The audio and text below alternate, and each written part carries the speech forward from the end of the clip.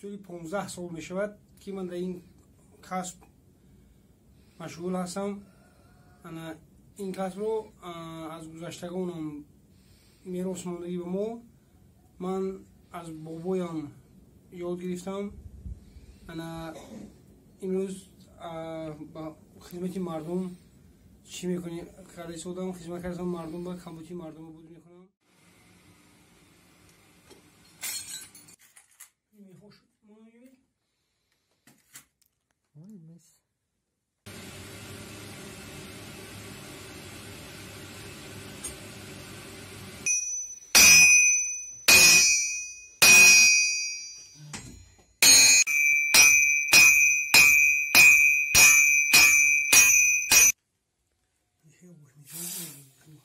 یه بار آب میزنیم شتابی بریدنش به نقض شود.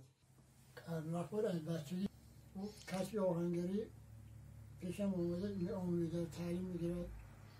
از بچگی که حوض داشت شانه خدا که نه دوام داده رفتی است.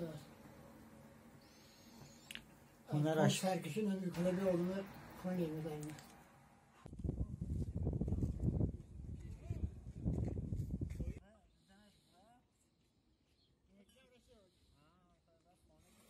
خب بابا اینها میرا کنیم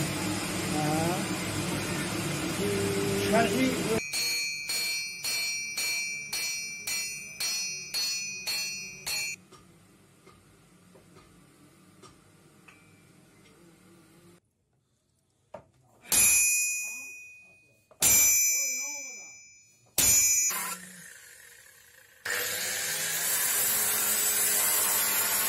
سالی گذشته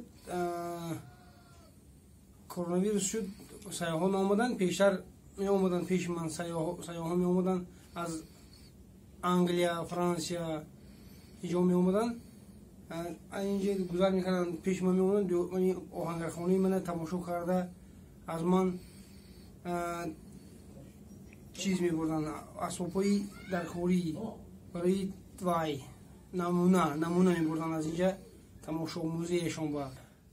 یک بار یک به نظرم ایتالیانی بود، یک ترجمان تاجیکی آمدن. خیلی من نمیدونم اون زبان‌های آمدن در آمدن این دکان با انا خیلی عکس برداری کردن و بعد بسیارتر توجهشون به نعل اسب گرفت و خریداری کرد از من. اون دیگرانش تیشه دو چیز گرفتن همون سال از من، تیشه تاجیکی چوبتروشی انا نعل اسب گرفته اینترس کرده، هم صورت هم گرفتن برو رفتن.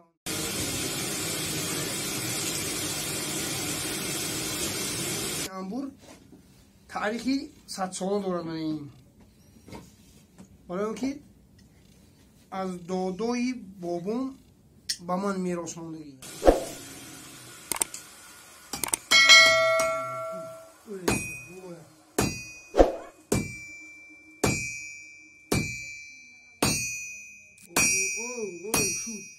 یا بابی پاس کنونی